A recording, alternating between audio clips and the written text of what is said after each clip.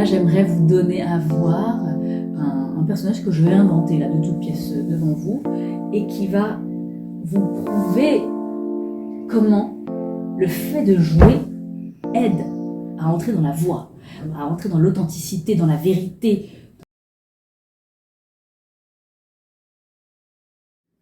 Donc, tous les jours, je fais une gymnastique de par l'écriture, d'écriture pour moi, dans des cahiers.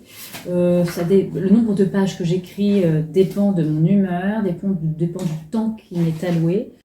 Là, par exemple, dimanche, j'ai écrit 2 pages. Lundi, j'ai écrit 3 pages presque. Mardi, j'ai écrit 1 page et quelques. Là, pour l'instant, j'ai écrit 5 lignes. C'est un énième cahier. Je ne compte plus les dizaines et centaines de cahiers que j'écris depuis l'âge de 7 ans. H comme hyper contente d'être de retour pour cet épisode 62. Aujourd'hui, j'ai envie de vous parler d'une de mes techniques d'écriture. J'en ai énormément, j'en expérimente beaucoup, j'en invente et réinvente et corrige beaucoup. C'est empirique tout ça. En tout cas, une que je fais tout naturellement, c'est celle de la pénétration dans une incarnation, dans une chair, dans un personnage réel. C'est-à-dire que je joue un personnage, j'entre dans son intériorité, dans sa personnalité, je scrute ses traits de caractère, je me fais un portrait à la fois physique, mental, psychologique de ce personnage, de ce qui le meut, de ce qu'il a à l'intérieur de lui, et j'entre.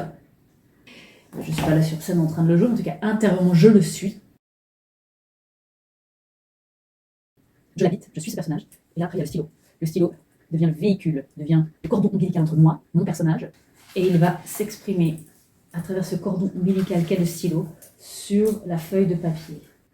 Si vous voulez, ce qui sort de l'encre de ce cordon ombilical n'est que le flux de pensée incarné de ce personnage que je suis devenu le temps de l'écriture.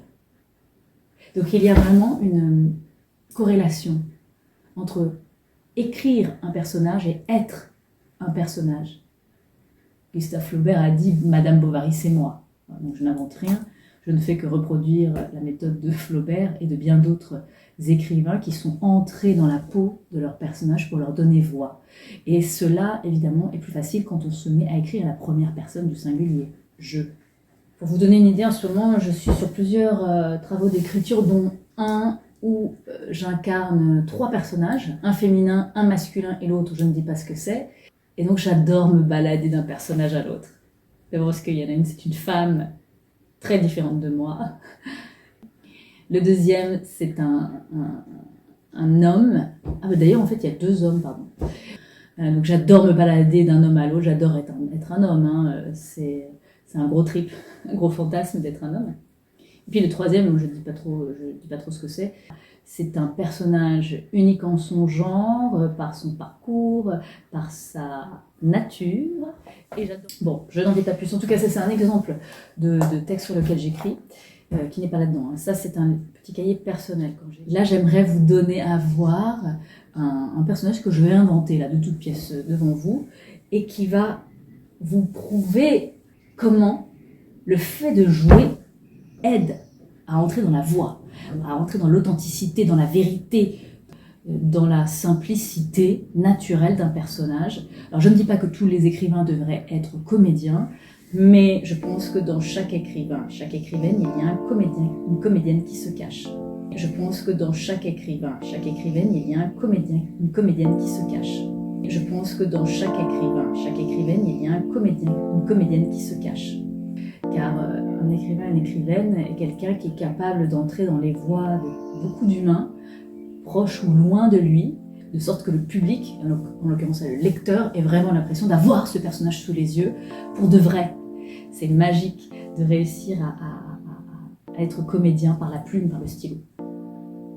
Cordon ombilical vital pour le comédien écrivain, la comédienne écrivaine qu'on veut être.